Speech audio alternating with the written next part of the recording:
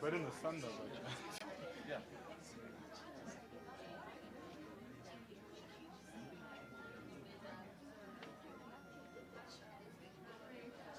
Yes. We're going to a face bench. Oh, we're so excited. Oh, the video, the basement one. Yeah. Yeah. Yeah. Oh, yeah. Yeah, for the memory, I'm not video now. Yeah, I'm not just this. She said, this chick is a mirror. Mad.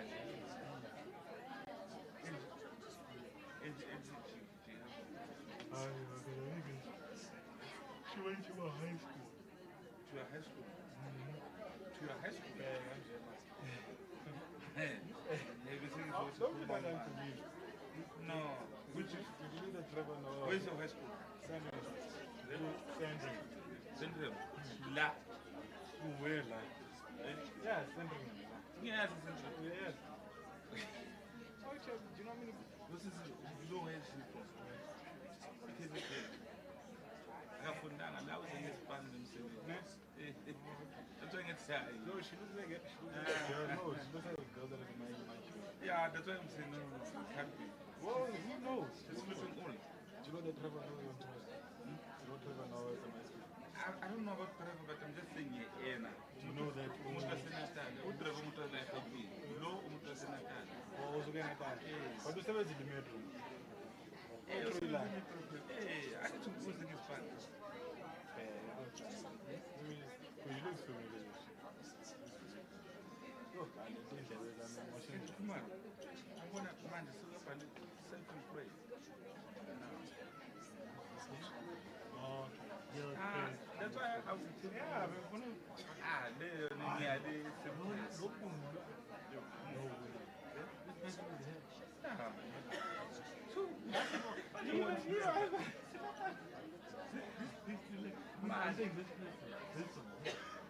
No, it's different. Now you're using it as more. I'm afraid of that.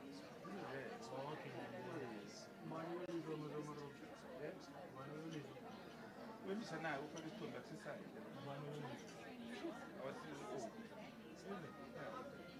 This one is a lot of money. Low on the mind. How then I was there was a few of other people and Miss Cow. Miss Cow. Telling go, I'm in the place. I say,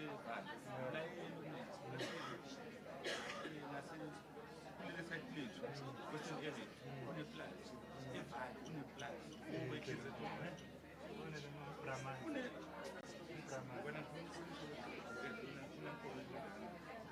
when I lay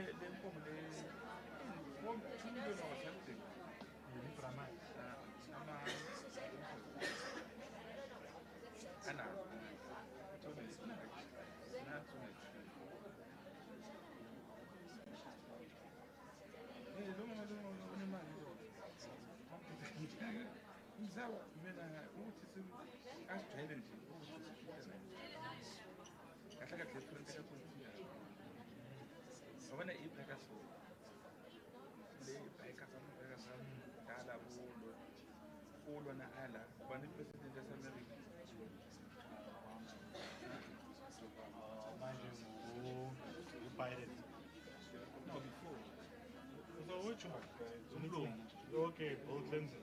Yeah, the time Bush. Okay. I want to know right now. I don't know if it's true.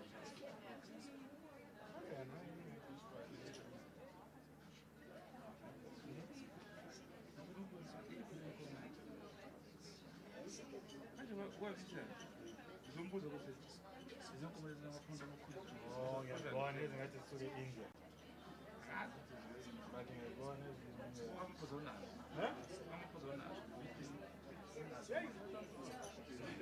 Ngiyangithusa. Amaphuzo onazo lezi nkomo mfana. Mena fika uzophila ukuthi Yeah, on intensive. nah. Yes, like, yeah, ezingathi zisuke e-India. Eh, one of them how much is it? You don't know. Get Anglo. But this is a K. Eh, it's Anglo. Angkor. Mina bangibuza ukuthi ibizwa kanjani, bathi it's Anglo. Okay, Anglo.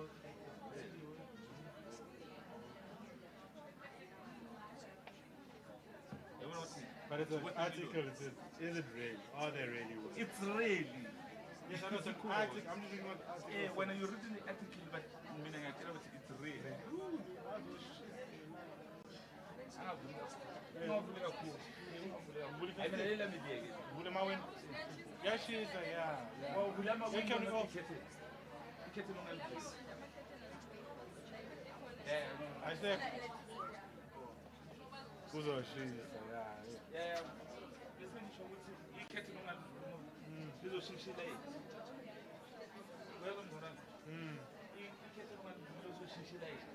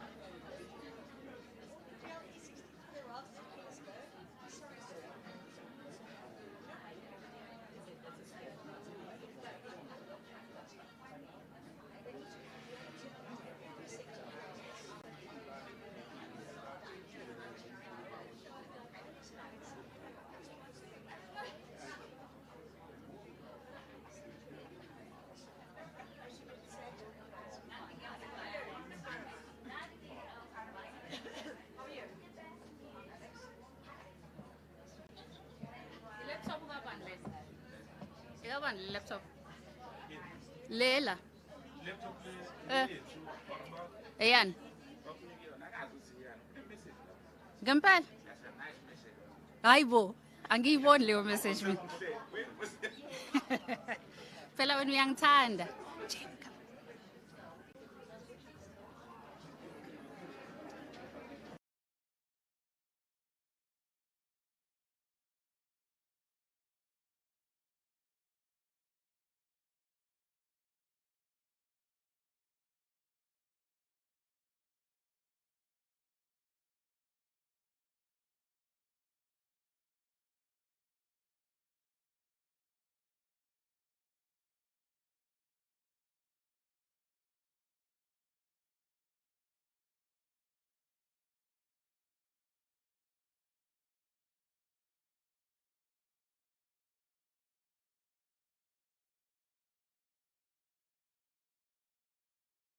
To everyone.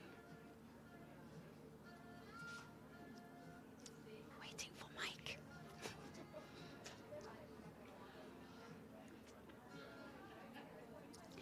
A very good morning to all of you and welcome to this very beautiful and wonderful event. And we are celebrating heritage. We are celebrating the fact that we recognize women that are driving change, diversity, inclusivity, in a male-dominated era. And I am so excited to see so many of you and a few gentlemen today as well. You are welcome as well. And it's regarded as a male-dominated industry, but it's changed a lot over the years. And it's because of the wonderful, strong, fantastic women in this room that change has been seen. And of course, it's very important for people that are outside of the industry to see themselves in women that are doing something that is not regarded as part of what women do. And I always say that unless you see someone like yourself doing something that you thought was outside of your field or outside of your sphere of possibility, it changes your mind, it changes your experience.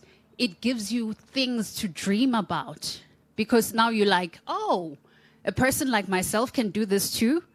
And it plants something in women to see people like yourself. So I really just want to say thank you for being trendsetters, for being people that have opened doors in this industry. And today we just want to celebrate you. And we want to make sure that people at home and online are also able to participate in this. My name is Angie Khumalo, by the way, and it is my absolute pleasure to be the person that is going to journey with you today. A bit of housekeeping, ladies. If you need the ladies' room, it's just outside the door, and you turn to your right, and it's literally by the stairs. Gentlemen, you'll walk a little bit further, but it's also in that vicinity as well. Before we proceed, I did mention that there are those that are joining us online, and we do want them to participate as well by sending comments. And at the end of the event, of course, there will be prizes that we'll be handing out to a few lucky people that are participating online. So be sure to send through that message if you are tuned in online, and we'll see, maybe you'll be one of those lucky people. Without much further ado, I did say there are gentlemen in this room. And the first gentleman that we'll be calling to the stage is Mr. Yaki Olivier. He is the Chief Executive Officer of RMI, sir. The rose amongst the thorns, or the thorn amongst the rose. Good morning, good morning. Can you hear me? Okay, let me try that. I just got to share this with you up front quickly, being made reference to us, myself and Gary, sort of standing out here. I had a board meeting very recently, and jokingly I was asking for money to organize myself some protection and security for today. So there was a chuckle, but then our president, Johnny Estreisen, which is normally very quick on her feet, she immediately offered to protect me. So you would have noticed that she's sitting next to me and she's watching me, and you, for that matter. Ladies, good morning. On a more serious note, it is indeed a privilege and an honor for me to open it, a women's event. You heard the automotive industry in South Africa is indeed still very much male-dominated. And to have an event like this with women and the focus on women, to celebrate you and to link it to Heritage Month is indeed a great achievement for us, and it is progress. Now, I only have a couple of minutes, but you know what I wanted to say today is there's a specific message from myself, from the RMI side, from the industry side, and I will keep it short. South Africa, of course, very rich in our heritage, but so is the RMI. The RMI has its own heritage of more than 114 years. And the obvious and logic question is, how do we go forward in the automotive industry and the RMI specific to do justice to what we're doing? And one of those is exactly about women. So you would have noticed that women driving change is very apt under the circumstances, because we have women already driving change in our environment, but it is still a male-dominant environment. It's not enough.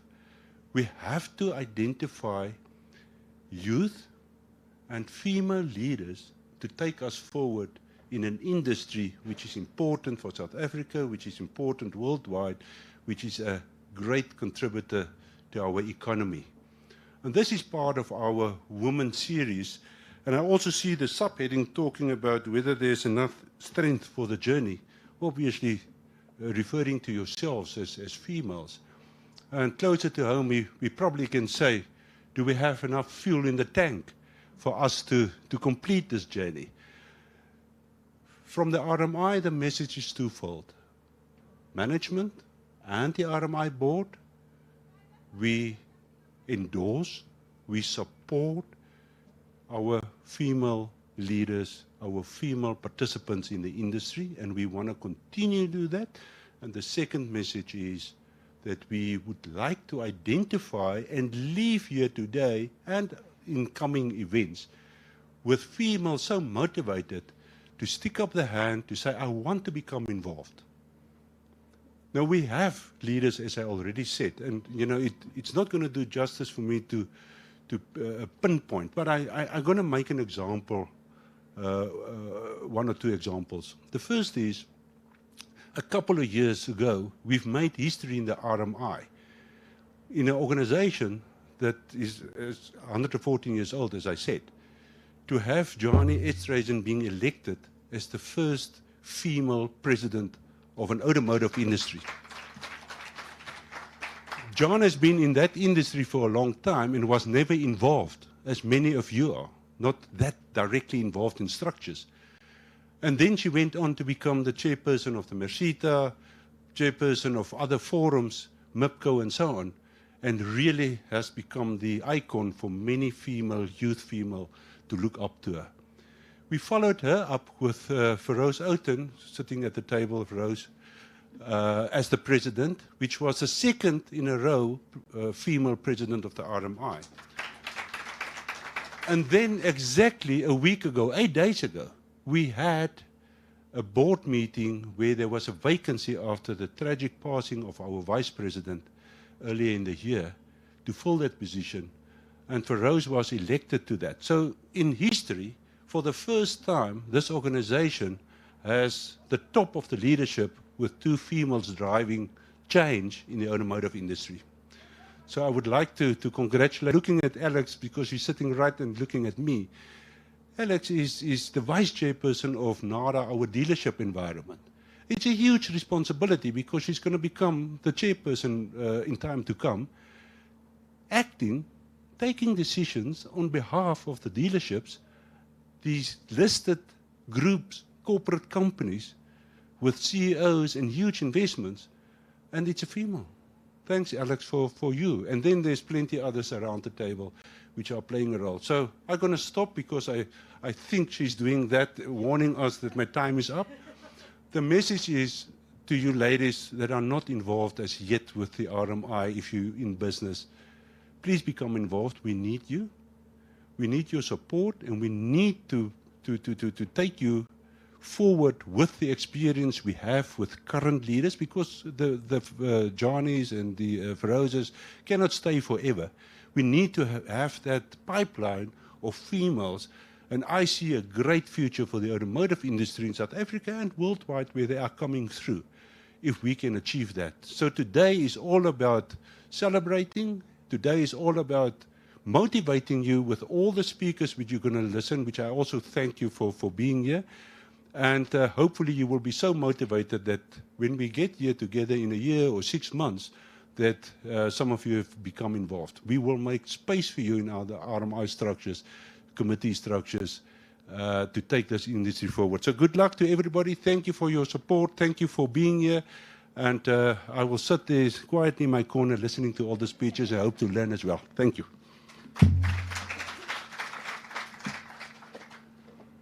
Thank you very much. That is Mr. Yaki Olivier, the Chief Executive Officer of RMI. And of course, I do agree with him very much so. The future is female. The future definitely is female. And I do believe that women have enough in the tank, Yaki, to take this journey forward and continue driving change. And of course, with the likes of Johnny and Alex, like you mentioned, it's a beautiful baton to carry forward. And some young women have taken the baton. And obviously, we are hoping that more young women will take the baton and take it forward. And talking of that baton, somebody that has taken the baton and is carrying it proudly is Alicia Mkwanazi. Now, Alicia is a major account executive of the Auto Information Solutions at TransUnion, and she also heads sponsorships in this beautiful event. I would like her to come to the front, please.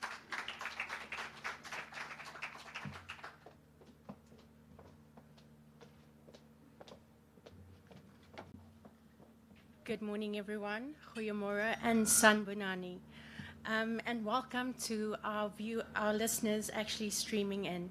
What an amazing event. I just want to thank RMI and Yaki for the opportunity to be able to speak on behalf of TransUnion. It's an honor for us to do this.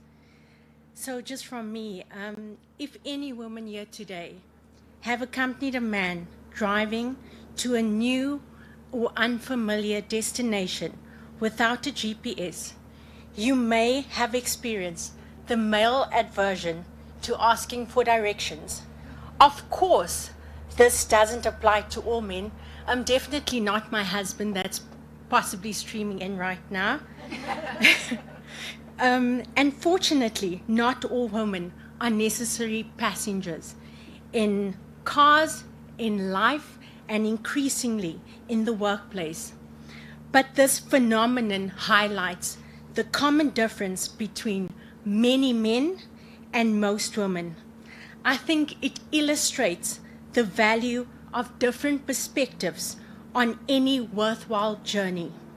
This is certainly the belief at TransUnion, and where senior leaderships make a decision and focused effort to identify female colleagues with skills, attitudes, and aptitudes to help our business navigate the competitive landscape to reach desirable destinations efficiently and on time. We embedded diversity, equity, and inclusion into our culture and strategy. At TransUnion, this underpins the way we run our business. So every day, our leaders make a decision to inspire to make gender equality and diversity a priority as well as a reality. To push the driving analogy, we can also view the instrument panel on a vehicle's dashboard as a guide to transformative performance.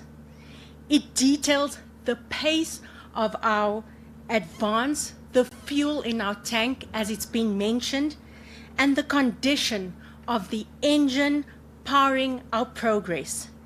It signals any alerts or indicators we need to be monitoring. Even the music we agree on gives valuable feedback to our collective cultures. Being in a business of a data-driven information and insights, we at TransUnion are keenly aware of the importance in applying measurements to drive our diversity and inclusion. This is how I can share the following indicators with you. As at May 2022, 72% of our new hires was across the 8 countries in TransUnion Africa was female. 49% females are junior and middle management. 41% senior management are all female. Our job adverts are gender neutral specification. We set clear diversity goals, which is aligned to our management goals. These results reflect a concerted effort to provide all employees with opportunities, skills, development, coaching to achieve their maximum potential. Getting back to our fictional couple traveling on those new roads to their mutually unknown future, I think the analogy can add another piece of value to today's topic. The drive for transformation should be focused, it should be determined, and the ability to pause and reflect, gauge progress, and re-strategize in line with emerging realities and equally valued.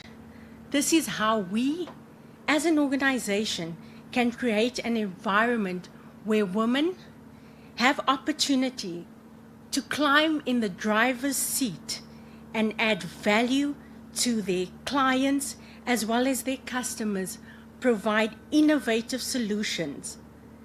And we'll also have the ability to better navigate challenges and opportunities for our colleagues, our customers, and communities.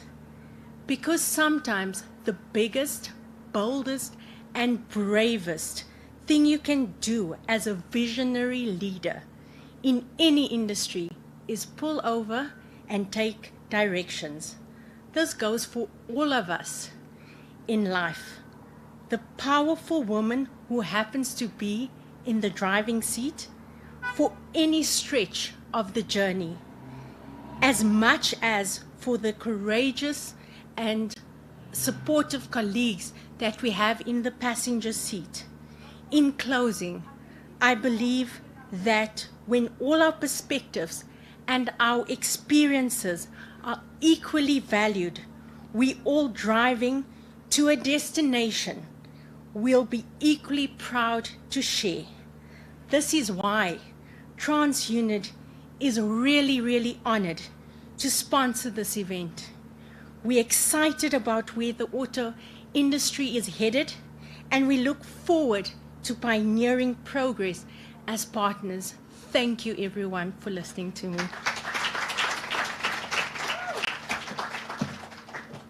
Thank you so much to Alicia Mkwanazi and for representing TransUnion. And of course, we thank them so much for lending a hand and making sure that this beautiful event does take place. Now, the point of this event is not only to just celebrate women in this industry, it is also to get inspired. And after this particular speaker takes to the stage and speaks, and you are not inspired, then I don't know what you need to get inspired. Her name is Dash Pillay Bechan.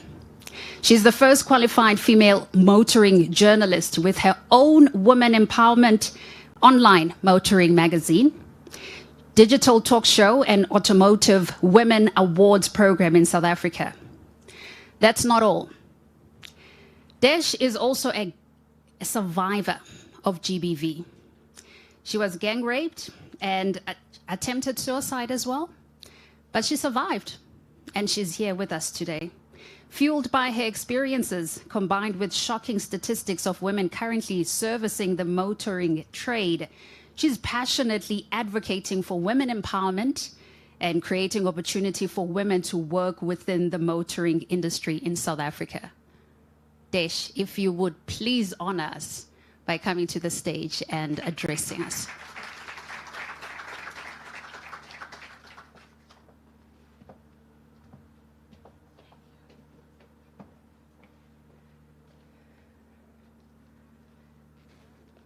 Thank you so much for that deserved introduction. I deserve it, right? So thank you for having me, RMI, for this morning. I really appreciate it. I move within the dealer network and the OEM space. It's the first time I am speaking at in an automotive space, so I'm really excited about this. I do have to rush after the speech. I do have my commitments in the dealer network to get to. I have another talk today, but I made it my personal obligation to be here today. And I found out that I will be speaking in front of 10, 20, 30, my math is not good, 80 people. But I thought, since I'm a motivational speaker, I will, extract verses or quotes from what I do throughout the country, empowering. And then Liesl Stradum from Seriti Solutions, sitting over there, called me on Tuesday and said, listen, I'm attending. And she's never attended any of my motivational speaking. And then she put me under pressure. And I'm like, okay, Seriti Solutions are actually my sponsors for my talk show. And now what do I do? Because I think the room is going to be filled with empowered women. So how do I empower women that are empowered? So I thought I'll just stand here and look good, and you can just give me a round of applause. Ladies, I think I'm going to angle today's deliverance on speaking your truth. Okay? Now, yesterday, ironically, after 25 years of being raped, I went live on my platform where I have about 40,000 followers in the motoring trade. And with Nedbank, I have over 1 million followers. And it was an internal fight for me to do that. In fact, Liesl was one of the people that watched it, and we've gotten great feedback saying that I've changed lives. But that's still not something that I can very easily accept within myself. So I'm still fighting. Internally, the fight is still there. So that just means that there's so much more work to be done. Okay, so ladies, I just want to begin by saying that speaking your truth it's a theme that has become a global phenomenon in the last while. And it's been, as I said, an internal struggle for me to come to the decision to do just that.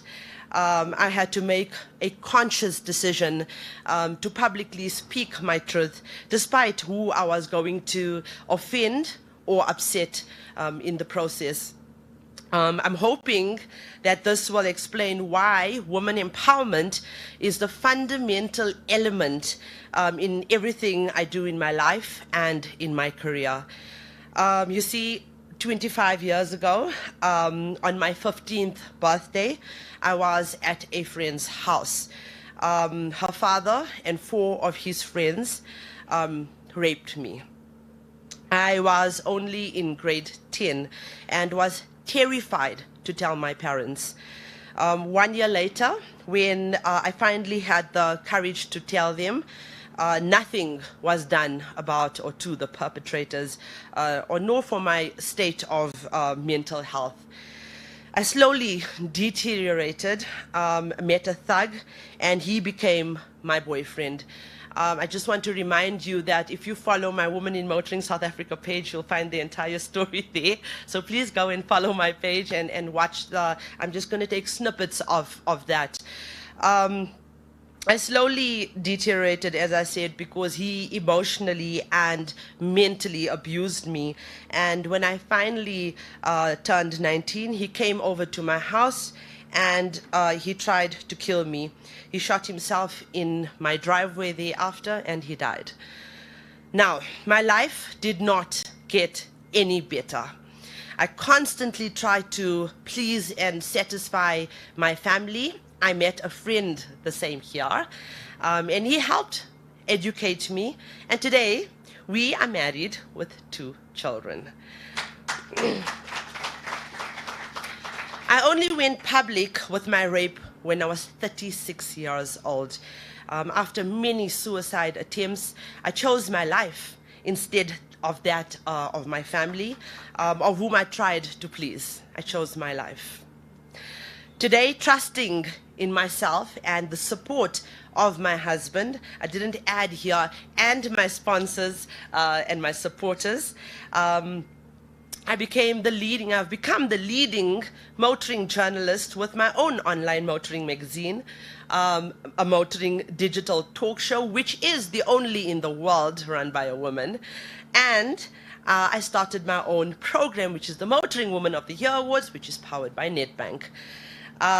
This year, I've reached my ultimate dream of becoming a certified rape counselor, and am studying towards my bachelor's in psychology, which I'll start next year.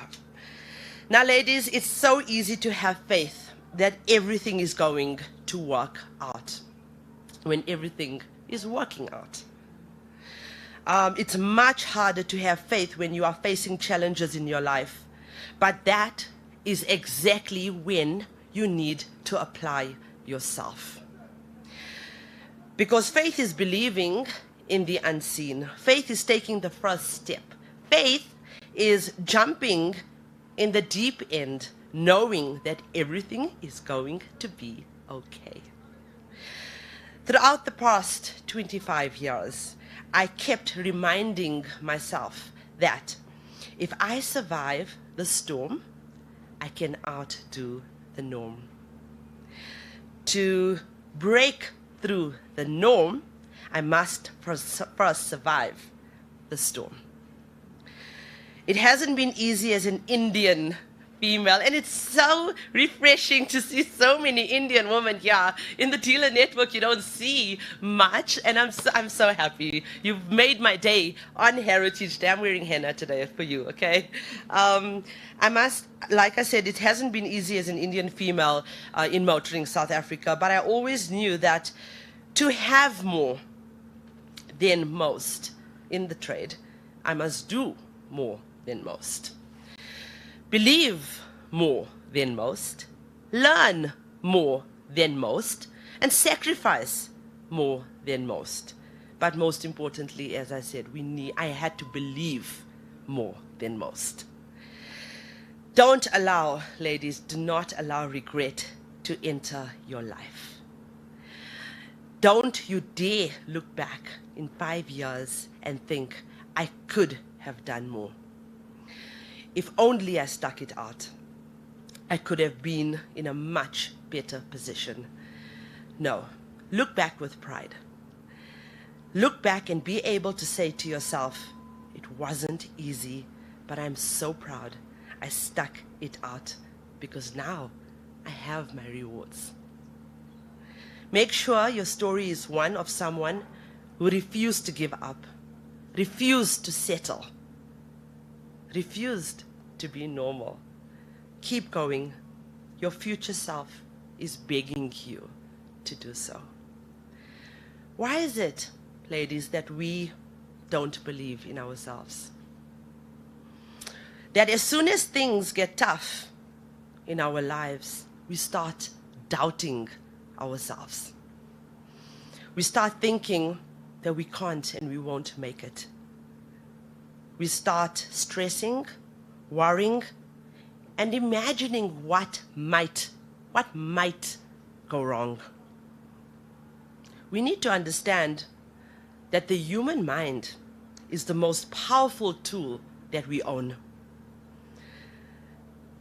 It's very important to understand that we need to take control of the direction of our minds and our emotions. Ladies, if you can conquer your mind, which I had to do, all the demons that I was fighting was actually inside my mind. okay, you can pretty much conquer anything around you. When writing the story of your life, ladies, make sure, and gentlemen, the two Gary McCrory has been in my studio. I think all of us, when we're writing the story of our lives, we need to hold that pen in our hands. Make sure not only that you hold the pen, but you write that script from your heart. Be brave when writing that script. It's your story, and there are no limits to what you can achieve and what you can be. Ladies, I would like for you to feed your dreams. I'm going to be 40 in a few months, and my dreams have just begun. It's just begun. If you can suffer setbacks through pain, rise up with resilience once again and again. One day, oops, sorry, that's my alarm, sorry. One day, this is going to be the cornerstone of your success. There's one side of pain, ladies, okay, and that is suffering and discomfort. But then there's another side of pain, and that's called effort. It's called glory. If you can find a way to push through pain, there's something greater on the other side of it. And if you never tap into it, it's because the first time you felt pain, you blocked it and you backed off. The first time you felt that burn, and that first time you felt that hurt, it was too much. And then what we do is we rationalize with ourselves to where we automatically stop fighting. That's why a bunch of us give up so easily. So I dare you to take a little pain. Go through it. You are not going to die because you're feeling a little pain. Trust me. At the end of pain is success. Pain is temporary. It may last for a minute, it may last for an hour, maybe even a day or a year. For me, it lasted for almost 20 years, okay? But it will subside, and something else will take its place. However, if you quit, that pain is going to last forever. So, when you attempt to fight for your dreams, ladies, you will accomplish. All I ever knew is that I'm minority in my field of work. I had no mentor to guide me, and I wasn't the #1 preferred employee. I wasn't the #1 motoring journalist. I was the wrong color, ethnicity, wrong gender. I wasn't even the #1 choice for a motoring media personality. All I ever knew was that effort is going to get me seen. Effort will get me noticed, and effort will one day take care of my dreams.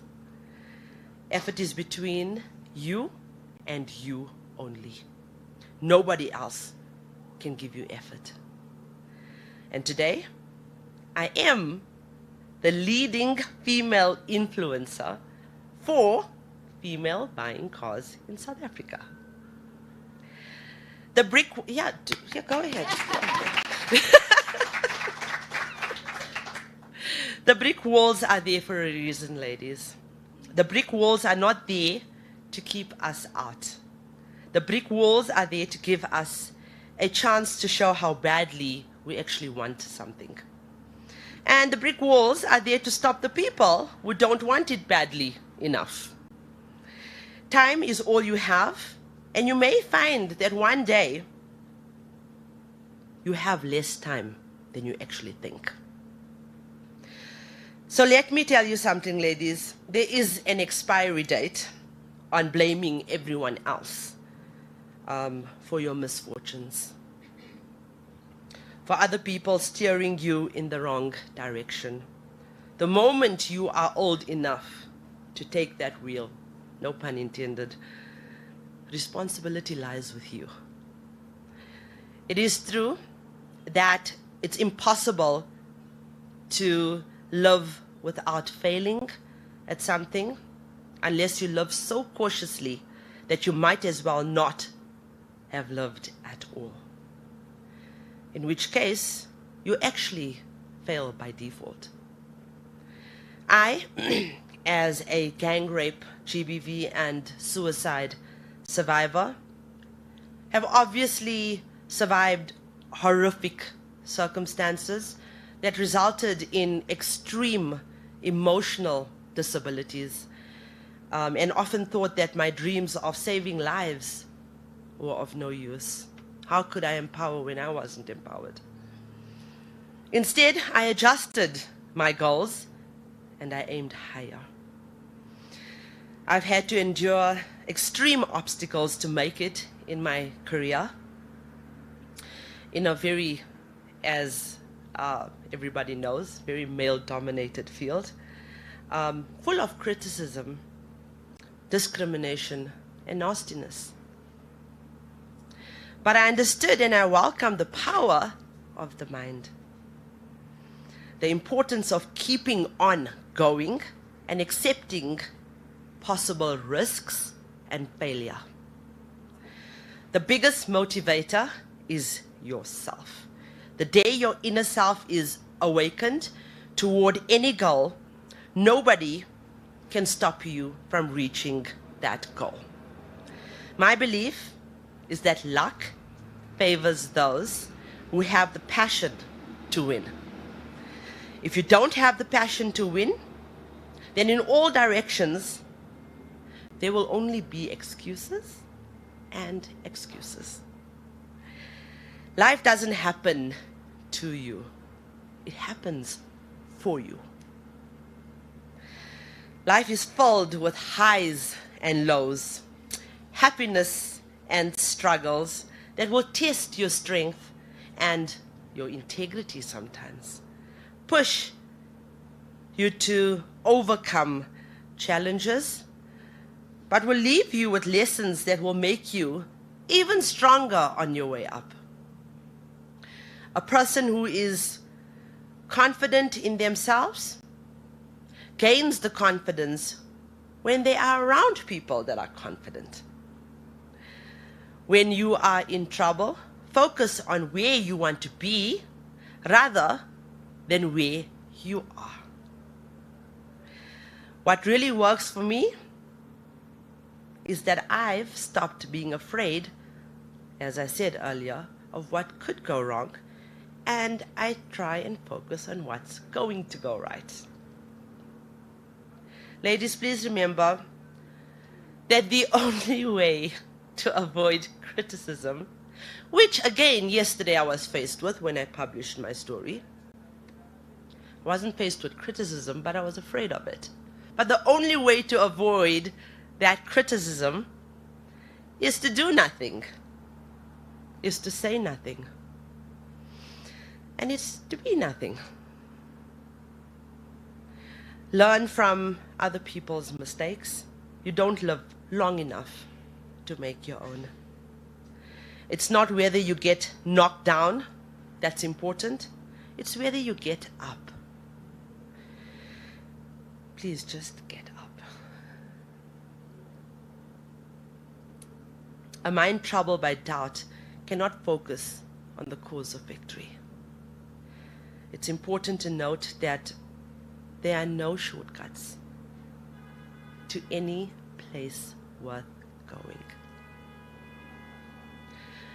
I want you to keep reminding yourself of this, that I'm going to continue to work hard, even though the periods of discouragement, but I'm going to keep at it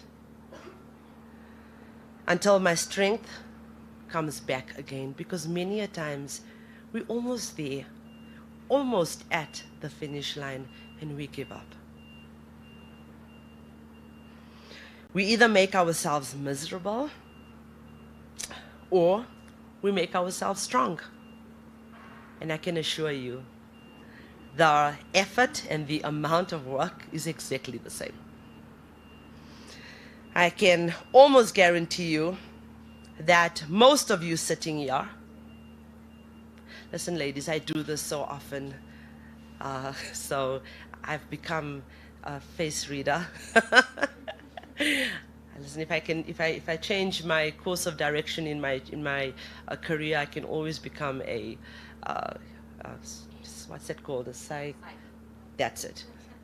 But I can almost guarantee you that most of you that are sitting here, smiles in trouble. Smiles in trouble. Gather strength from distress and grows brave by reflection. And that's because you know that strength does not come from physical capacity. It comes from a determined will. Ladies, celebrate your small wins. When you think of your big goals, you start feeling overwhelmed. Just now, 20 minutes ago, Liesl and Andri and I were downstairs and we were chatting about this, and she said, I don't think about the 6-month period. I think about 3 months and then 3 months to get to financial year end. That's what I think about. That's a COO talking. Let's take that advice. Let's just break down our goals, because it's easier to reach that goal if you do have smaller goals to work towards. Focus on where you want to be rather than where you are at. And what really works for me is that I've stopped being afraid, like I said, of what could go wrong.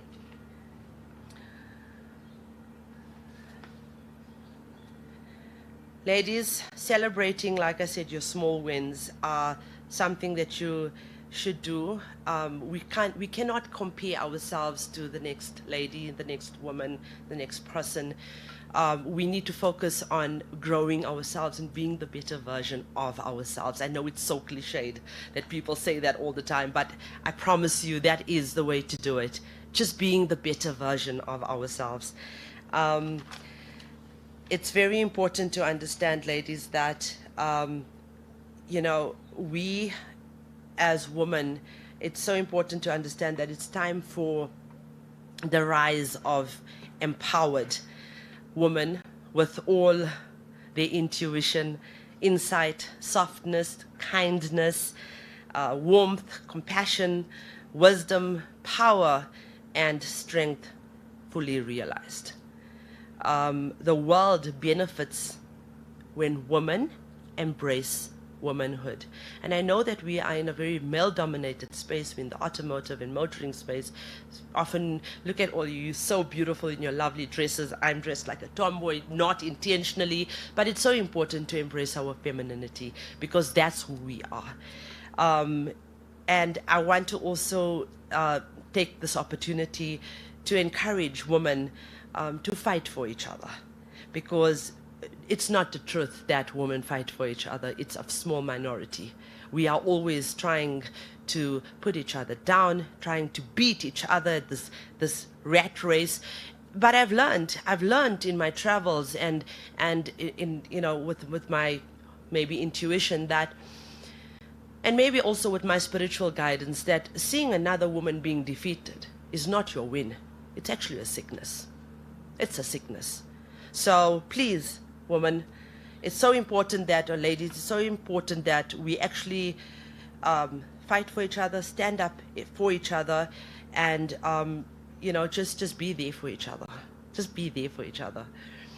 Women around the globe are sitting with each other, recognizing the power of being in a circle with their sisters and standing strong together. When women open to the power of true sisterhood, everyone benefits from that magnetic healing force that is unleashed. There is something unique about the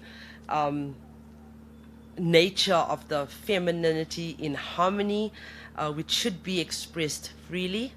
And when women support each other, to be the best that they can be, this feminine power is definitely amplified.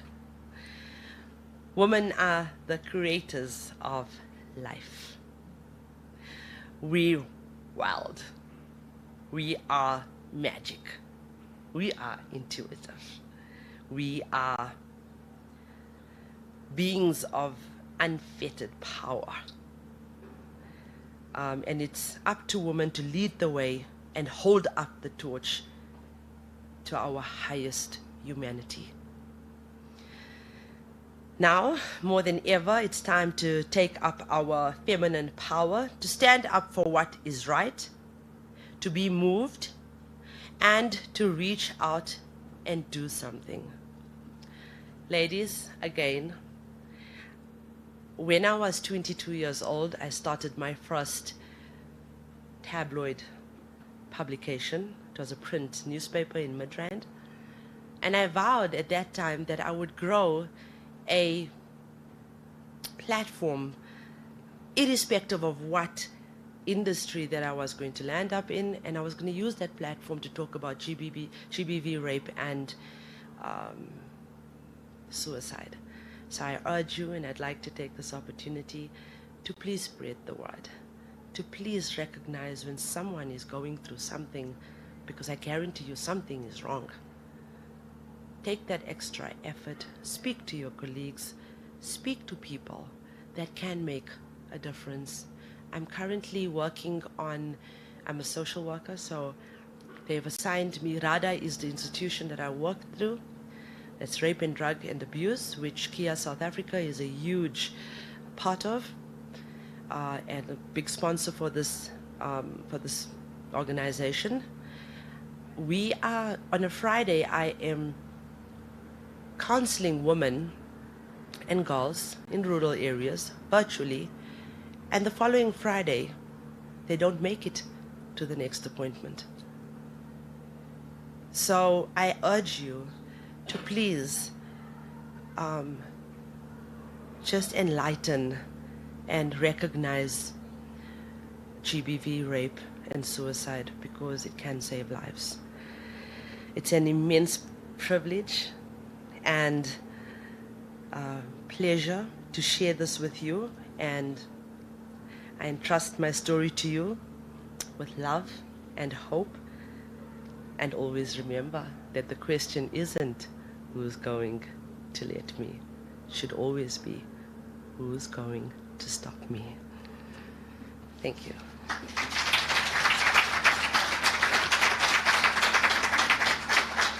Listen, I was given 30 minutes. I'm just going to continue again.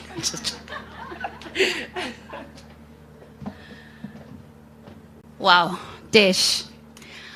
I don't know if anybody else feels like Desh was sent to them specifically, because I feel like she was speaking to me specifically.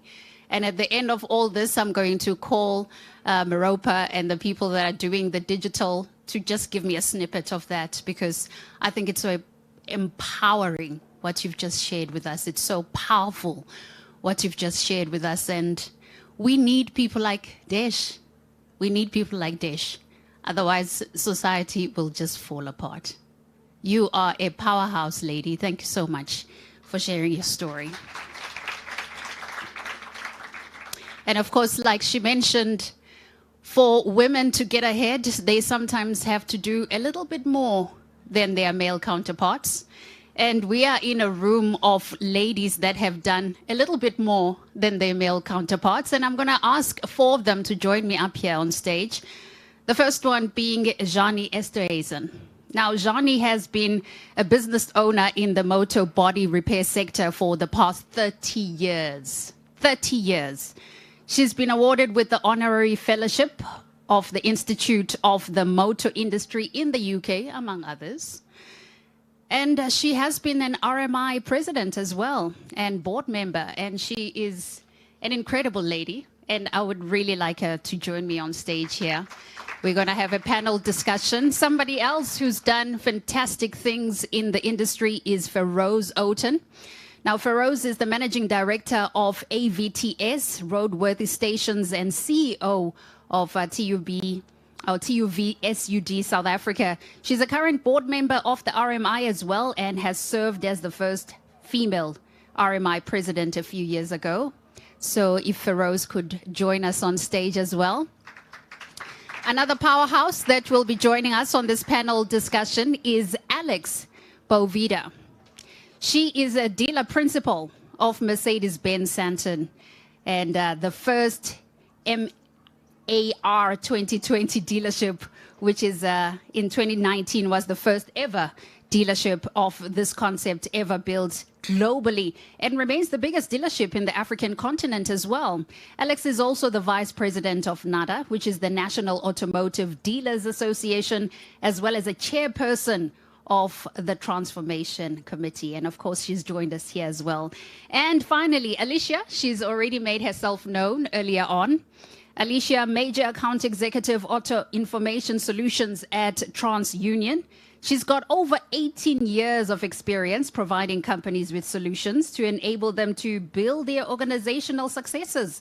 And of course, she's a strategic thinker. You've already heard her when she was presenting her talk earlier on. And the focus in her current role is to bring about digital transformation and solutions within the auto industry to ensure that clients remain abreast around the developments within the industry. Ladies, thank you so much for joining us on stage and for being here to inspire, especially the young people that are watching online.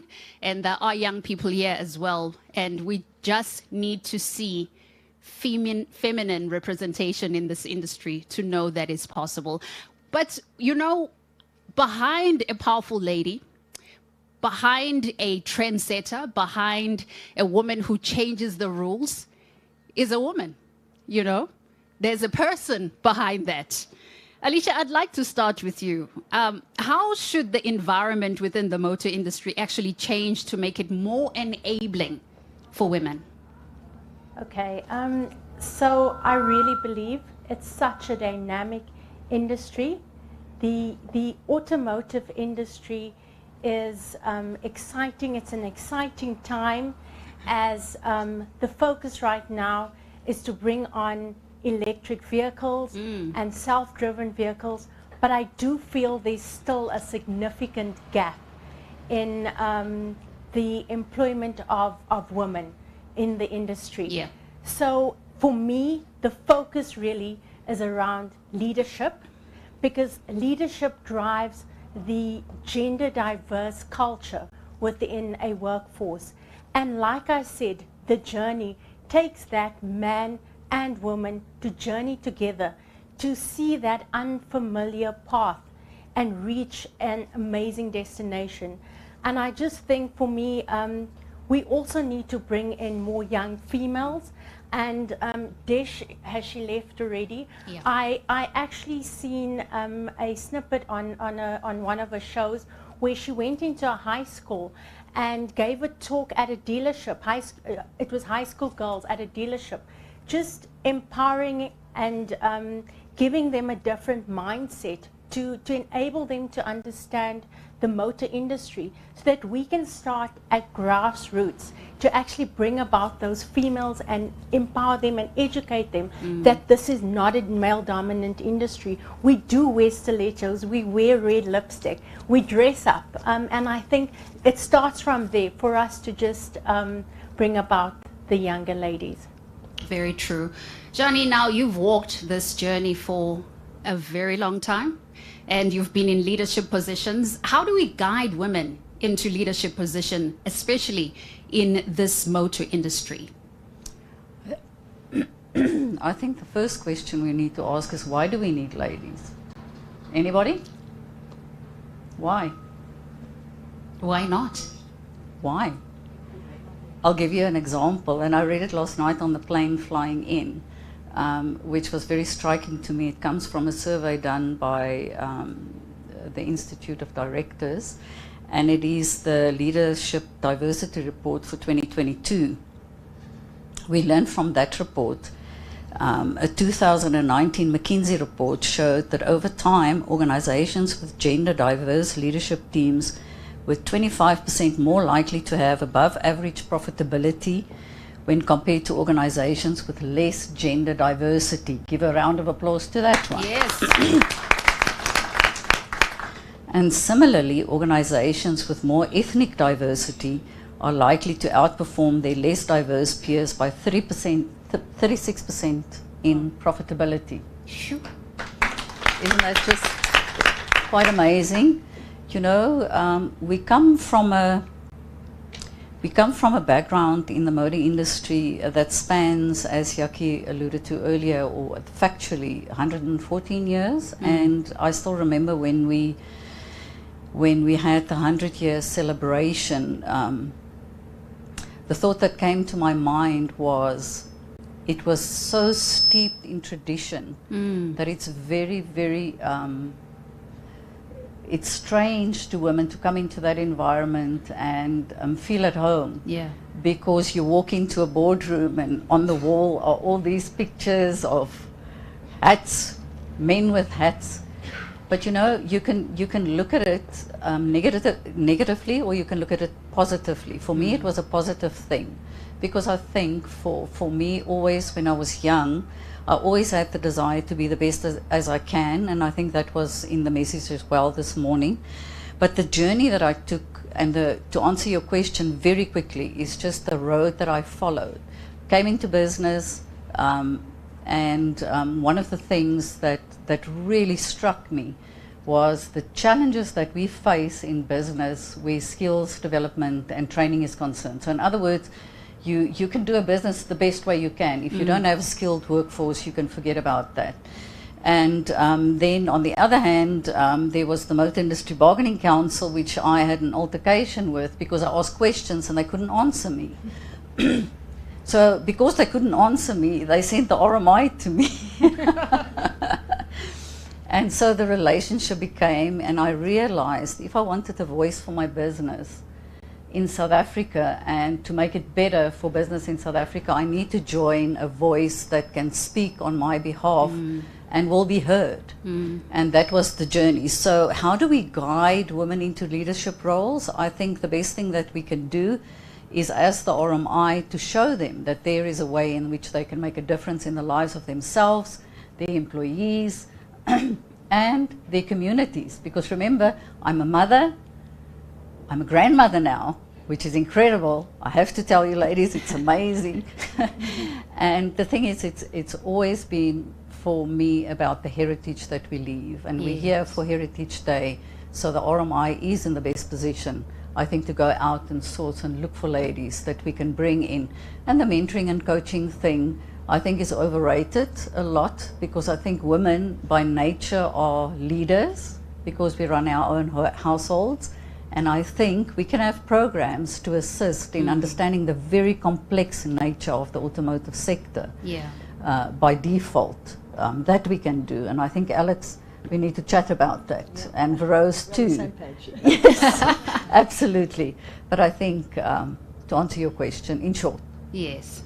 And talking of that male-dominated environment that you walk into for the first time and how daunting it can be, Feroz, you've walked that journey.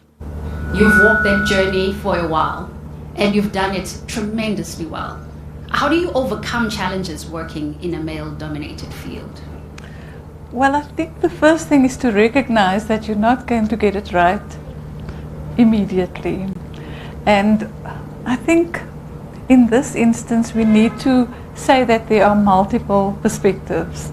Everyone has their own story, and everybody has needed to navigate the scenario in a different way.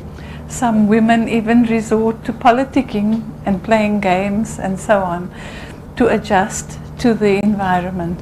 But I think the most important thing is to do all those things that very excellent Desh advised us to do. We are needing to be more prepared, we're needing to work harder and all of those things.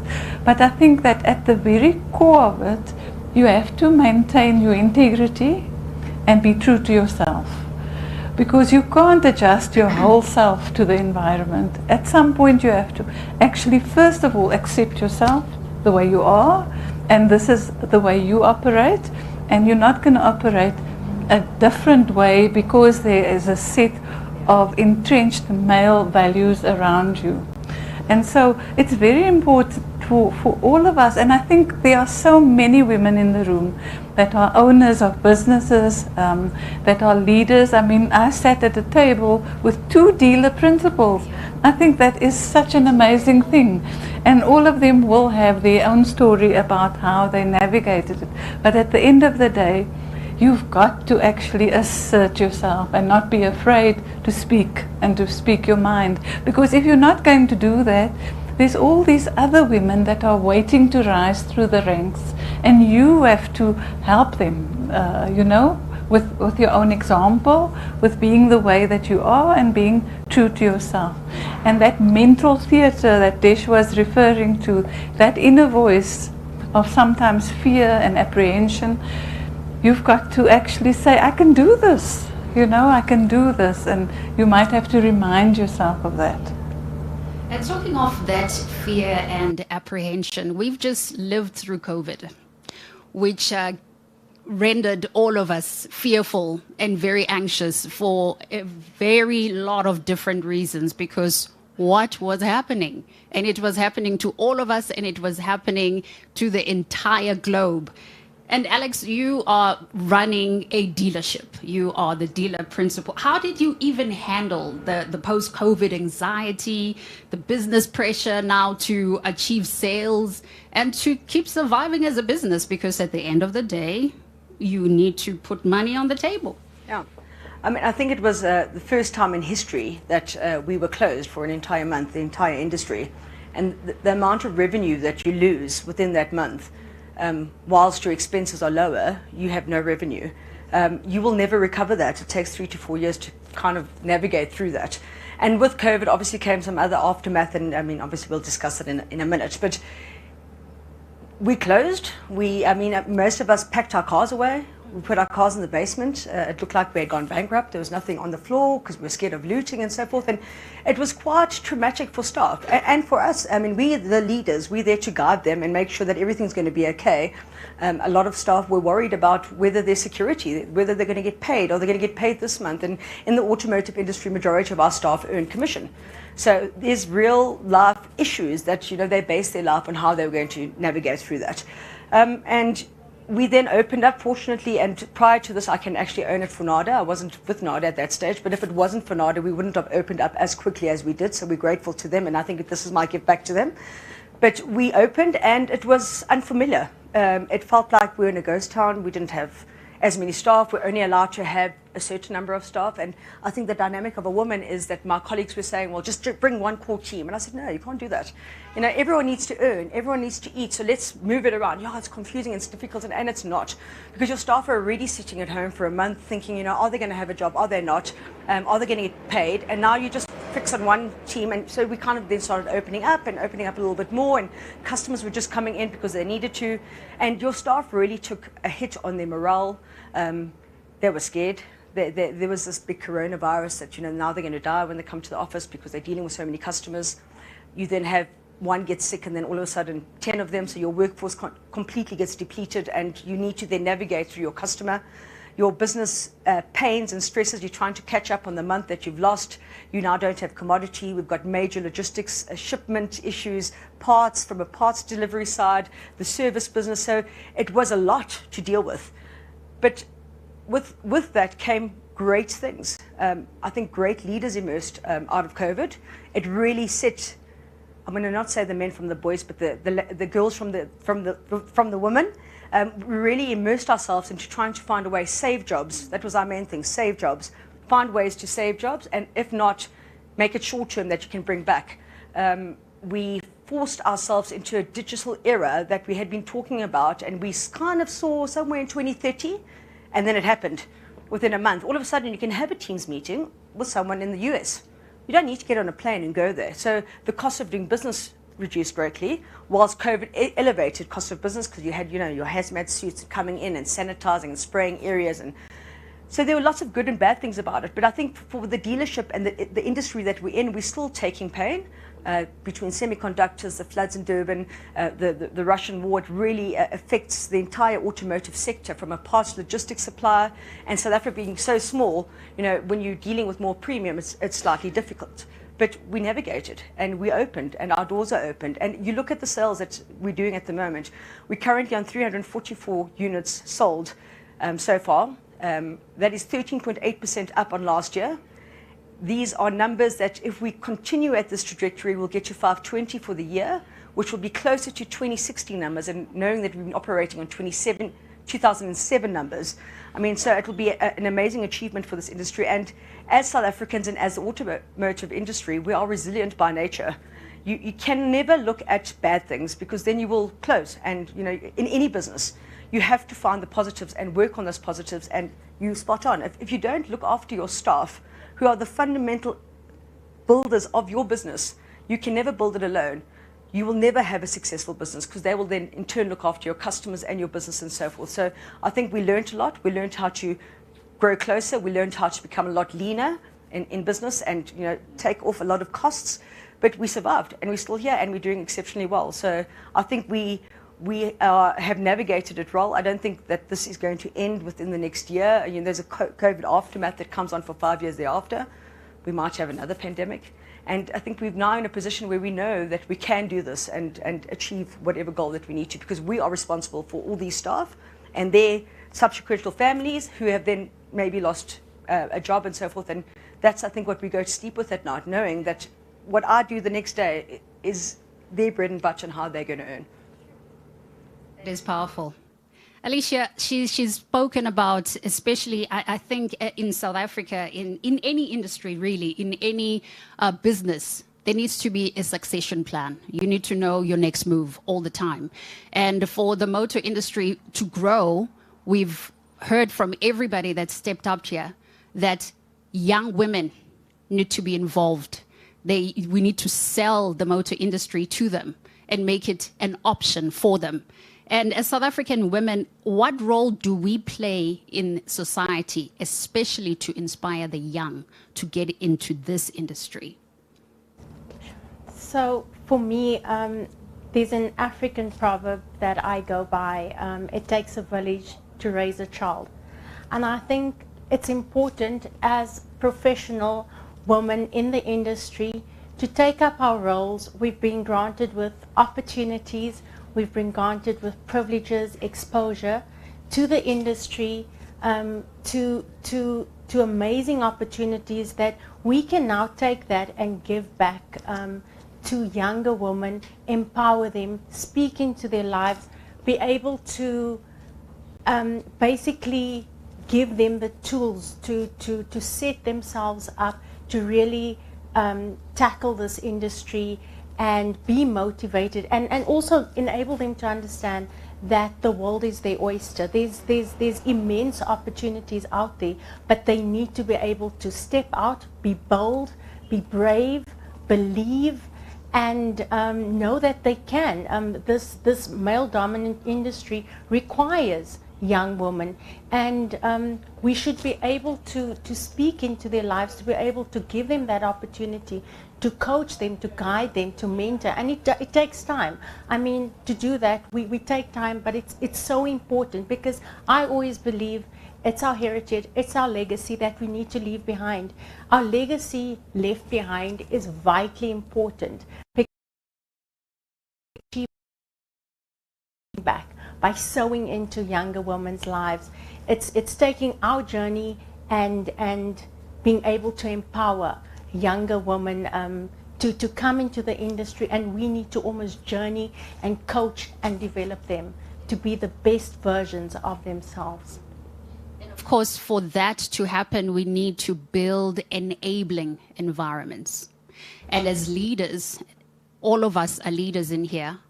We are the people that need to build that enabling environment. Now, Zhani, as the RMI, we need more gender representation in our structures, right? How do we achieve this?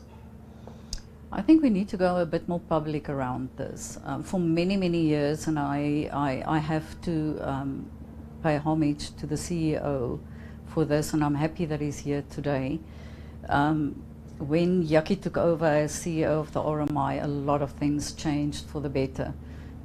There was, besides the profitability and the huge initiatives and everything that ran smoothly, he's more enlightened in his thinking of accommodating women.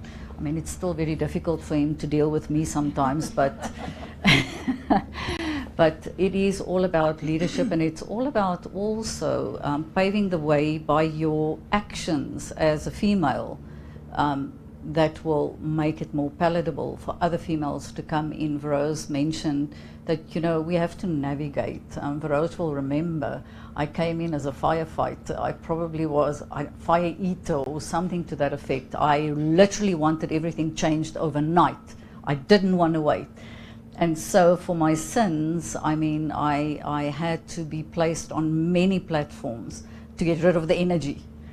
To sort of work around everything that I needed to see change. So I'm at the stage now, and when Danelle and the team came up with this event specifically today, it made me think about where I am at the stage of my life I'm in, the role I've played up until now, and then I realized, you know, something that I haven't done actually was really be more involved in promoting young women into the industry. In my own company, I stepped down as CEO in 2018 and my son took over, and I'm very happy to say that his management team and a lot of the artisans in the company are female.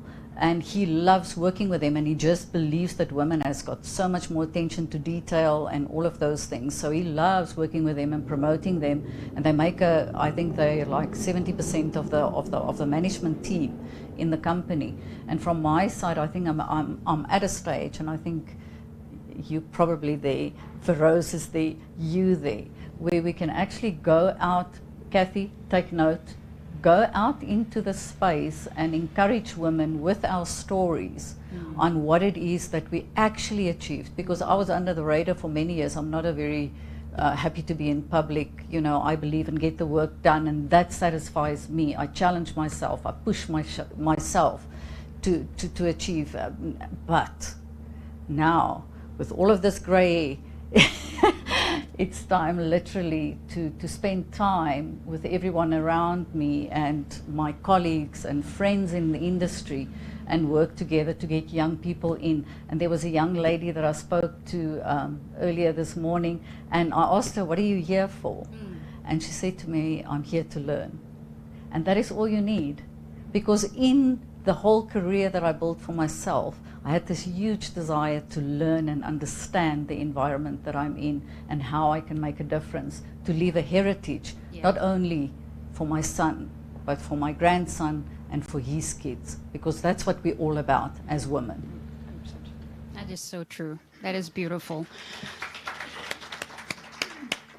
Alex, you know, you when you're running an empire like you're doing, everyone would believe or think that it's constantly on the go, all the time. But you can't run an empire and succeed without finding some downtime at some moments, you know, just to be human, to be Alex, to be, I don't know, a sister, a daughter. How do you achieve that balance? Because it's important. Yeah, I think we all search for work-life balance. Every year I start my session, my New Year session with my team to say this year we're going to do work-life balance. And we're in an industry where we work retail hours. We work Monday to Saturday, we work early hours, late hours, and I've got 2 small children. But I'll always remember one wise person, I don't remember actually who told me, but I'll always remember the story. And the story goes that there are 2 woodcutters. And every day, the one individual gets to work super early, and he leaves late. He takes no lunch breaks, no tea breaks, and he just starts cutting wood. Sounds like me. The second guy gets to work on time. He takes his tea breaks, he takes his lunch break, and he leaves as the bell goes off. And every day they sit and they compare, you know, who's cut the most wood, and every day they cut exactly the same amount. And he eventually gets to a stage when he thinks, I just can't anymore, I'm just going to ask this guy. They said, you know, I just need to understand. You come to work on time, you take lunch breaks, you look like you're a lazy worker, you leave as the bell goes, but we cut the same amount. Why? He says, every time I stop and take a break, I sharpen my sword. So you cut the same amount, and it's important. So I think we've come to the realization, I'm older now, I've still got 2 small children. There's some must-haves. Exercise is important. You need to exercise because it keeps your mind free. It gives you that time, because being in a business and having 2 small children is a 24-hour job. I drop off my kids every day at school. It's 90% of the time I drop them in the morning. When we get home, I switch off. I'm not distracted. I'm with them, and I will then go to my second shift, which is once they're sleeping. But I take a lot of time away every once in a while, even if it's just a weekend, just to sharpen my sword. And when you do that, you actually spend time and the ability to think, where you're always in the go and the moment and you're doing what you need to do. Sometimes it's important also to step back and just think and have a look and then go back, and it becomes a lot easier. But I think we all search for work-life balance. We try every year to do it. We fight all the time, month on month, week on week, day on day. Being mothers as well, I think that's why it's so difficult in any industry, in our industry, because you're still a mother at home and you're still very dependent, and there's a whole lot of stuff that comes around that. But it's important to take time and reflect and find better ways of doing things. Thank you for that. I think you were speaking to me. Sharpen my sword. That's what I need to do more often of. Feroz, having traversed this industry as long as you have, having achieved as much as you have in the industry, and you are still here inspiring a whole host of older women, younger women, men even. How do you get inspired, and how do you stay inspired? I think that's the most important thing, because you can't leave a legacy unless you're inspired. How do you stay inspired? Well, you surround yourself with people who inspire you. I've been so inspired this morning. I mean, Alex has just given me a message about sharpening my sword. I think that's, and I think that's what inspiration is. When you hear something that moves you, you can feel good about it, or you can actually act on it and be deliberate. And I think, to me, that's the value of being inspired. And for me personally, you know, it was always my dream that when I'm 50, I'm going to do an MBA. I turned 50 and I was too busy cutting the wood.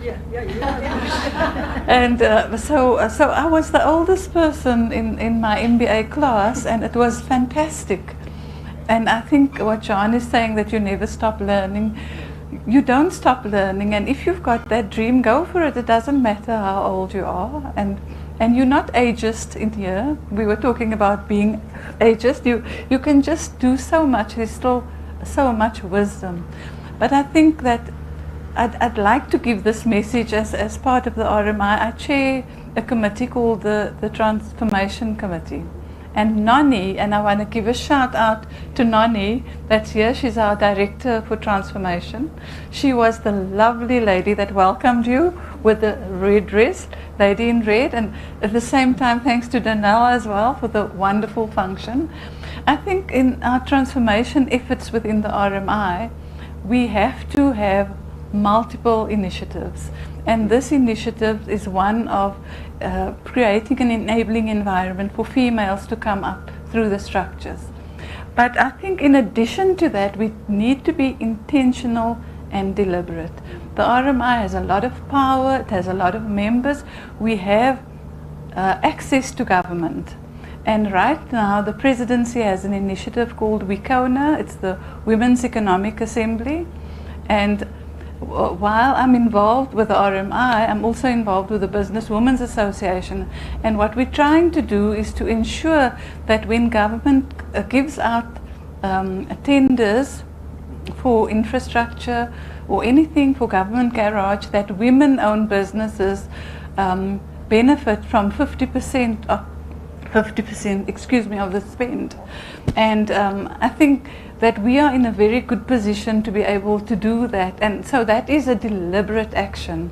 So while there are feel-good actions, we can also use our collective power to ensure that things happen in the industry.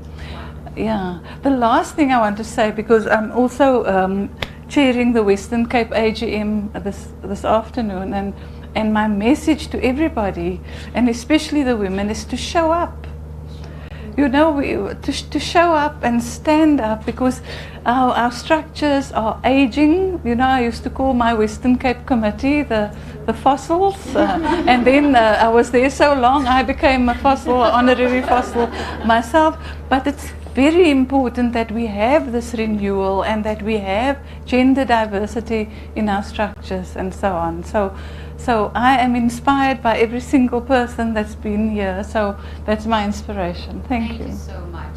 Thank you so much to all four of you. That was quite inspiring to me. I'm going to walk out here and I'm going to start an empire. I don't know what it is going to be, but it's going to be an empire. Now, talking of fossils, we're going to go to the opposite end of fossils. A young lady. She was 6 years old, actually, when she began acting. Her parents used to own a children's acting and dancing singing club. She was part of a kiddies show. Some of you might remember Takalani Sesame. She was in there. You might remember Kiddio. She was in there.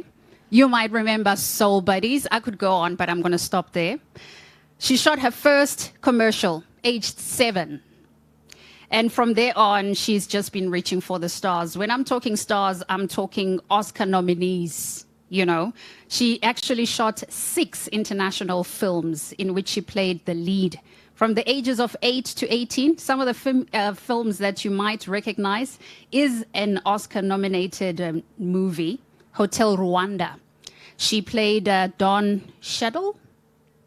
Cheadle's, yes. She was the daughter there. She was also in Ghost's Son and Fountain for Susan. Matriculated at Glen Vista High School, received a Best Actress Award 3 times in 5 years. If this is not a person that has achieved a lot in a very short space of time, I don't know who is. Musa Kaiser, please take to the stage.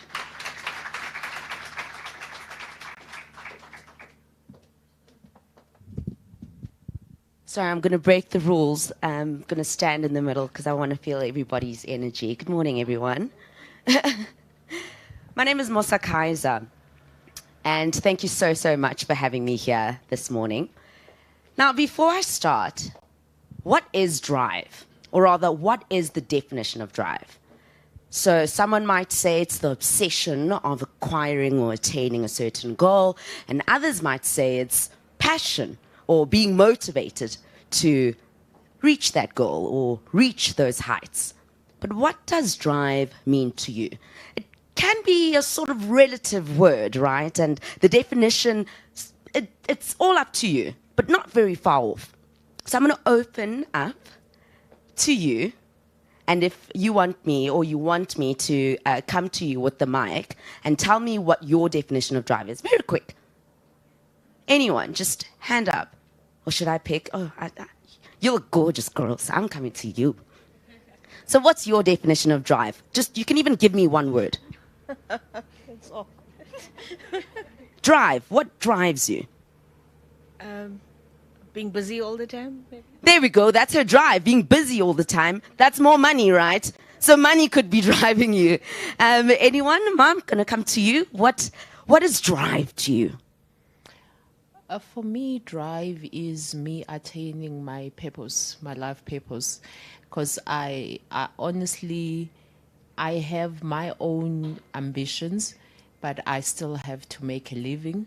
And pairing that, it makes me to enjoy it whilst I'm doing it, and I achieve what I need to achieve. Wow. Okay, does she want to take the mic and she can be our keynote speaker? That was amazing. Thank you. All the answers are correct. Like I said, it's sort of relative. And in drive, right? I didn't actually realize I had pockets. This is amazing. In drive, what fuels you? So if you're driving somewhere, you need to have fuel, correct?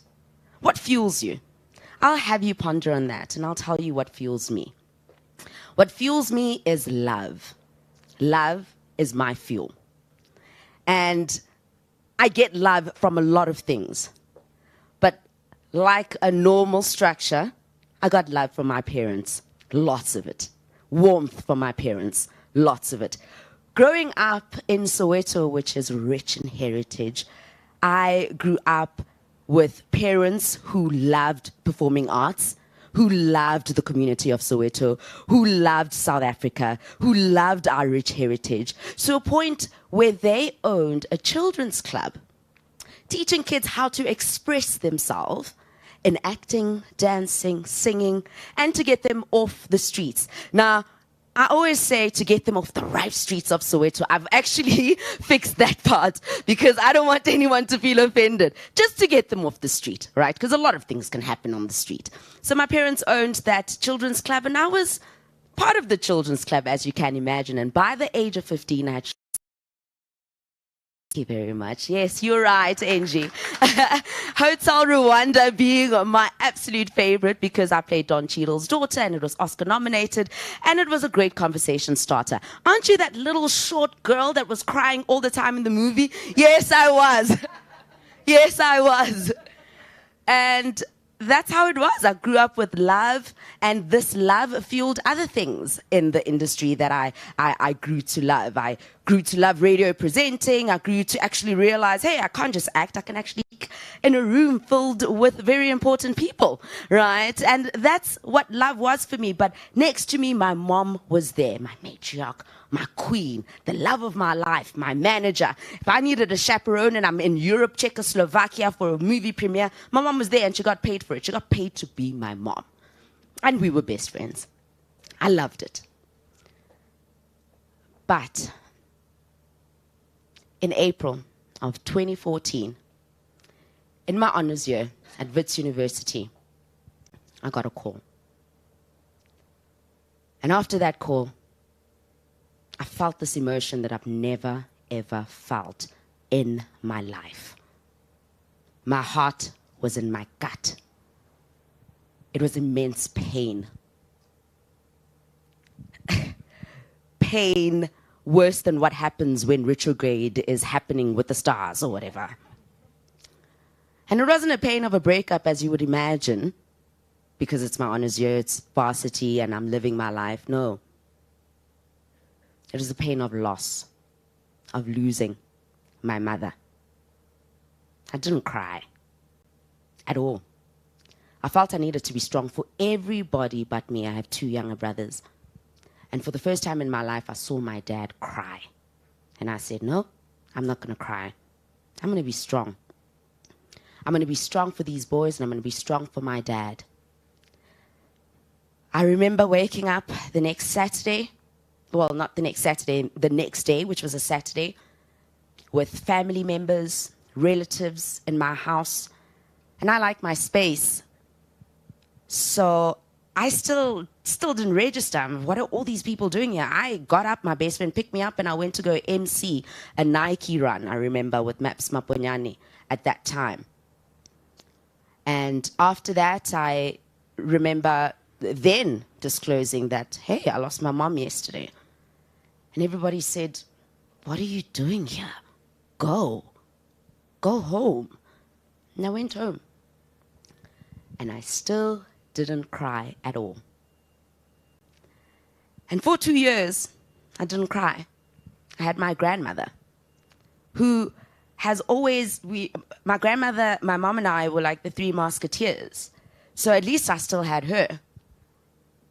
But 2 years later, the death of my mother really broke her. And I lost her. Oh, and all hell broke loose, I tell you. All the pain that I had from my mom's death came crumbling down when I lost my grandmother.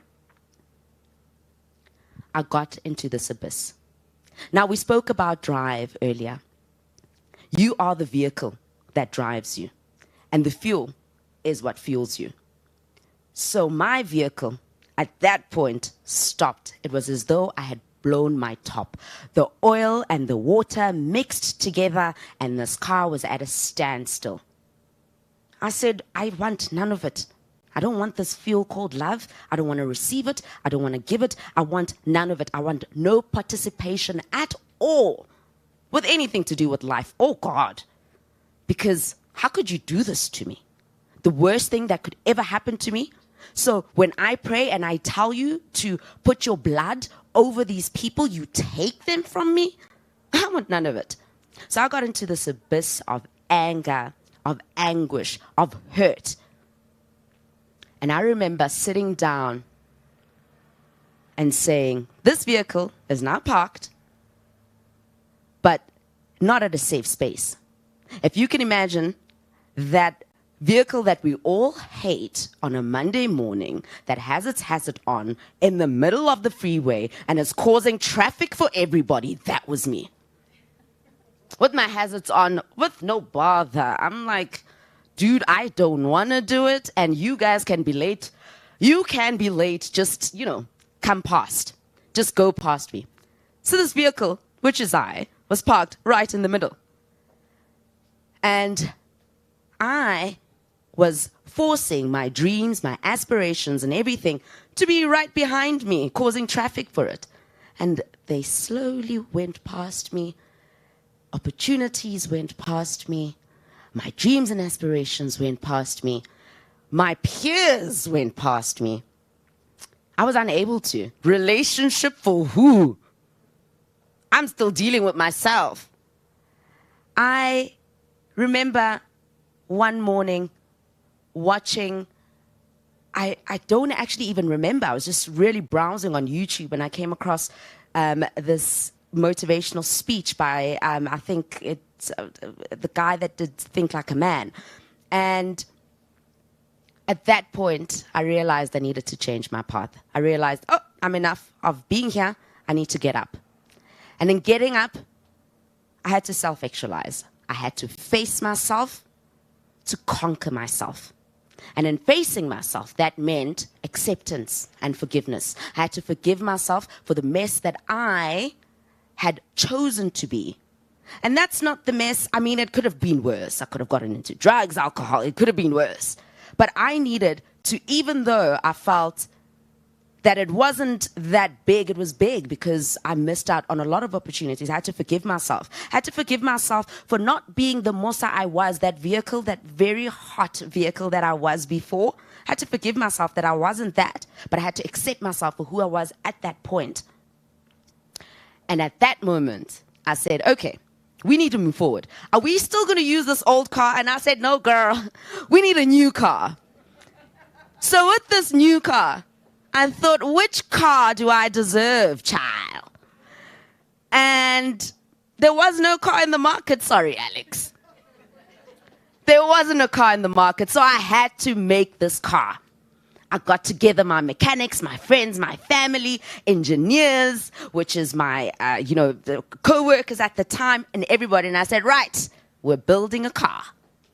So I took all the parts of myself that I loved, the strength, the tenacity, the fierceness, all the stuff that I love, and I made this car, not alone. And this car was made, child. We drove in. I remember that year, 2018. Think about this. 5,000 people, 9 provinces, presenter search on 3, next top billing presenter. I was there. Top 10, Johannesburg. Yes. Huh? Top 10, South Africa. Yes. Top 6, South Africa. Oh, I still got it. And then they couldn't pick anyone, so they gave us all a job, and I was back on TV. Thank you. And smashed through. Always wanted to get back into radio. Got my own breakfast show. Smashed through. I was going through these goals like I was just paying at the toll gate, I'm telling you. Driving, cruising, got that radio show, did it by myself, got the drive time show. Well, when you're good, you're good. And got nominated for my very first radio award, and I said, Musa, it's time to give back. Then I started speaking and telling my story, and that's how I became to heal. Fast forward, I manage and represent some of my peers in the industry because I feel if anybody is going to fight for these people, it's going to be me because I know it from a very young age, as Angie said. voice artist, voice agent, commercial agent, smashing, still smashing. The journey is long.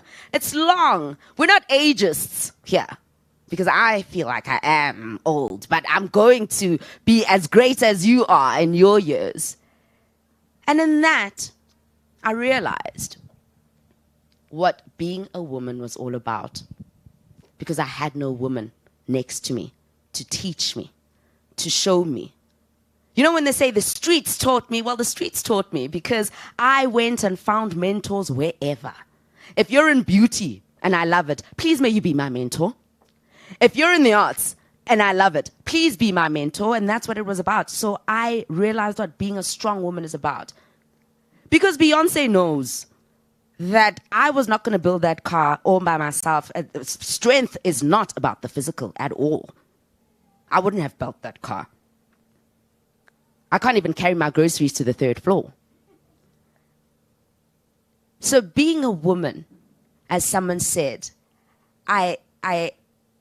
it's about wearing your red lipstick and going out. It's about that inner strength. It's about, like Alex said, being able to be a mother, juggling.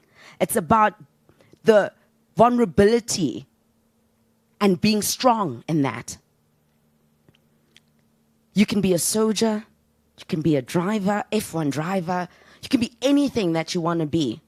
As diverse as we are, different shapes or forms, we're all strong in our power.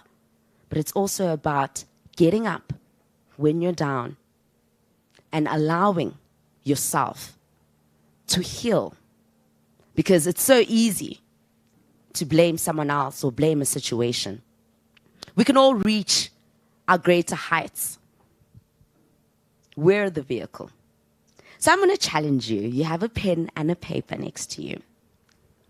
I'd like you to please jot down a few things that would, let me phrase that differently. So if you had to engineer a car, what would this car look like? What are the characteristics of the car? How does it look? We're exporting this car. Your car is representing South Africa. Okay. So tell me all the important stuff that you have to do with this car. What parts stay? What parts go? What experiences stay? Or what experiences have taught you and you want in there? What sort of mechanisms will the car be? Will it have, you know, because we might be late in the morning and we have to do our makeup, still be in traffic? Is it a car that flies through the traffic? Is it a car that can go to America and you don't need a plane? How is this car? I'll give you a few moments and I'll come and ask.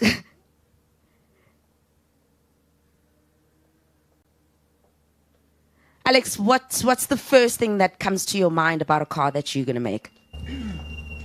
It's going to be an S-Class Cabriolet. S-Class Cabriolet, child! AMG. It must be fast, must be dynamic, it must also be calm and relaxed. It must have all the attention to detail, the comfort. But if it's got 2 doors, it must have no roof. Wow. I love it. I'm at a CLK 500, so it might be close. Okay. Just a newer version, the S, huh? I'm speaking to the right person. I'm coming to get my car after this. No problem. Alex, thank you. And what would be in your car? Good question. Well, the car, I can tell you the car, and then the characteristics goes with it. It's a Lamborghini Gallardo Spider. A Spider, wow. Okay. Fast, easy. And, Sorry. yeah, that's probably the problem. Yeah. And for sure, the one thing that it has that nobody else has, it's handmade. Yeah. It's perfection. She knows what she wants. And what would your car have, Alicia? So my car is probably a G-Wagon. Love it. It's robust. It's amazing to look at. And yeah, it's built for comfort, loading everyone in. I love loads of people. so I could always just trek along with everyone. And just a car that everyone looks at and says, wow. So I can definitely come to Alex as well. Gonna come through to test drive it. So yeah, that would be and it would be the AMG. Mercedes crew, stand up for Rose. So I'm going to be far more pragmatic. I love a smooth ride. I like to be self-sufficient. If I can get it to go, I want it to go. You see that a car in South Africa, and you know we're moving to electric cars, and with all the load shedding, I'm not so sure. I'm not so sure about that. But I think it's actually right now I'm thinking about a car and how different the vision of a car that my husband has and that for me and that I have for myself, and it's our personal need and so on. But I think the smooth ride and the self-sufficiency and the reliability to be able to get out there at 4 o'clock in the morning, but also I need to feel good about it, so it's got to look good, whatever it is. I love it. So, 2 female amazing ladies. Who am I coming for? You. Hi, Leonie. What's in your car? Oh, mine is a 4x4. Challenging, fast, but it's going to go smoothly over big challenges. And you still can go on the tar roads with it. And it's strong. So, yeah, I want my Jeep Wrangler, please. Alex, can you arrange for me? Alex, you're going to be very busy after today, hey? And yourself, what's in your car and what's your car? My car is big. I don't know what it is. Yeah, it can, drive through hurdles. Yeah, and gravel roads. It's a beautiful car. Just like you. Beautiful, just like you. And there we have it. You choose the car. And you don't need to go to Alex to buy a car. When you're not ready, just remember you're the vehicle that drives you to change, drives you to smash those goals. So look after yourself. Check your oil and water. And sharpen your sword. Thank you so, so much for having me, and I wish you all the best in the journey of becoming your highest self. Thank you.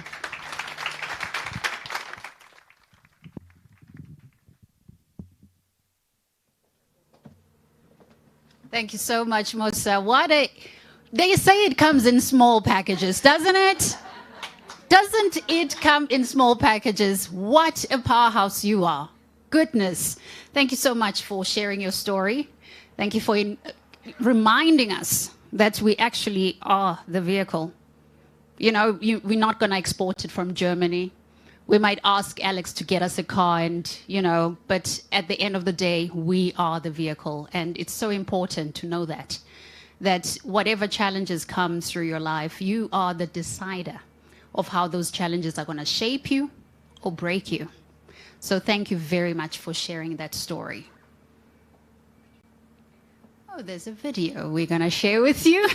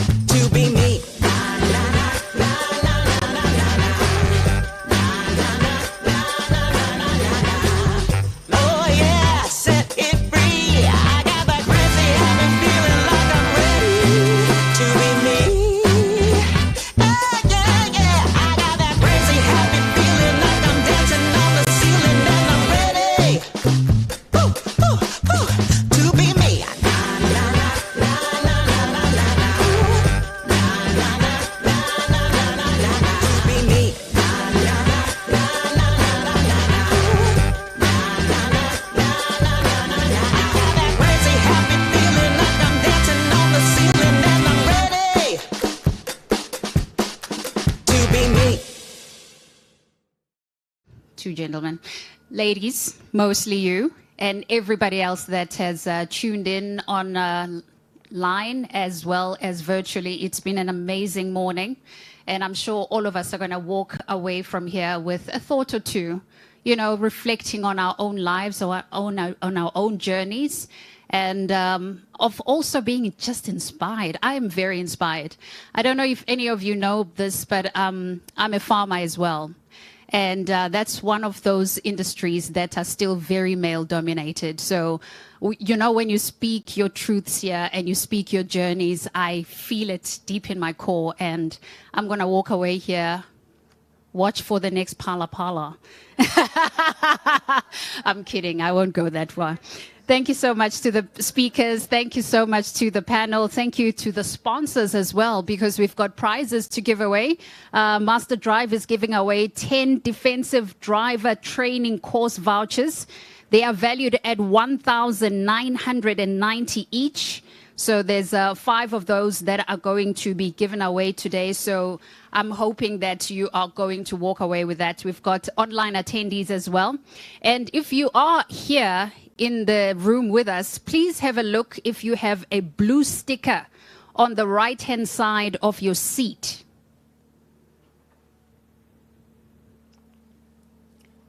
As soon as you do, please put your hand up if you find a blue sticker on the right-hand side of, there we go, right-hand side of your seat. That's one of our winners. And I'm sure the online winners as well are going to be there. They're going to be picked by the technical team. They'll pick up 5 names. And Danelle from RMI will be sending through those vouchers. There's another one, 2. Oh, 3. Hey. And there's another one this side. That's fantastic. A round of applause to our winners. Master Drive is also giving away 2 high-performance ladies gift packs. It's got a Healing Hands body glove, Healing Hands hand lotion, cuticle cream, Master Drive high-performance branded thermal flask as well. So that's what we're going to be giving away there. If you have a red sticker on the side of your seat, then you are one of the people that are going to walk away with that prize. A red sticker. Oh, there we go, Danelle. We've got one over there.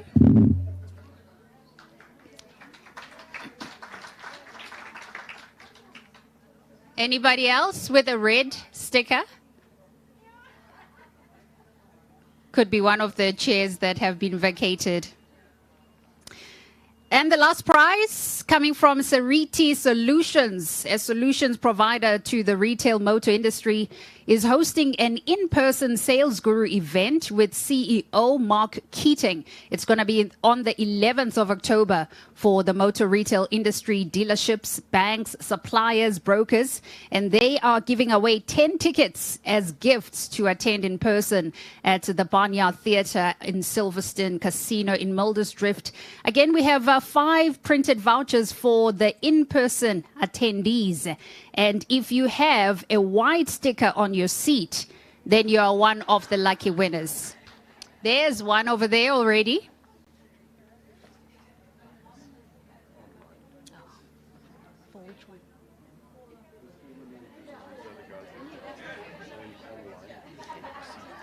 All right.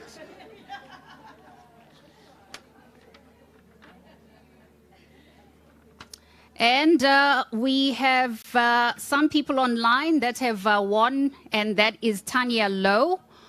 We've got Matapelo Modiba online, Nazreen Kayete online, Mandla Nkwanazi online, as well as Terry Grief also online. Thank you to TransUnion as well.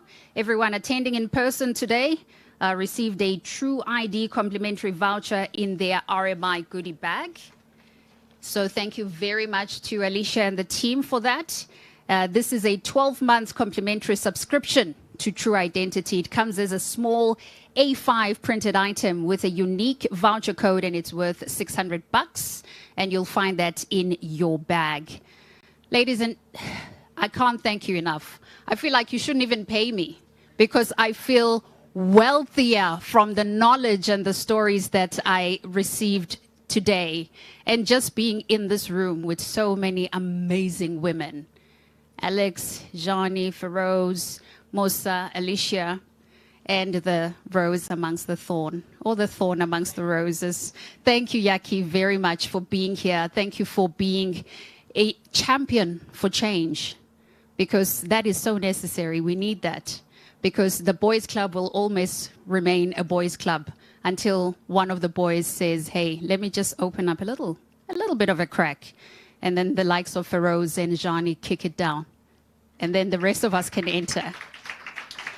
Thank you very much for attending, either in person or online, and making this event such a successful, informative, inspirational session. And I hope that RMI will host this event every single year. Just to, you know, fuel our tanks, Yaki. Fuel our tanks with this event, because we walk away from here and we are ready to take on the world. Thank you so much for having attended, ladies and gentlemen. Please note that we have parking tickets. I know some of you, if you are like myself, the parking at Melrose Arch can get a bit on the pricey side. So we've validated some tickets for you, and you can get that at the registration desk at the front there. For one last time for this year, I'm Angie Kumalo, and it's been an absolute pleasure.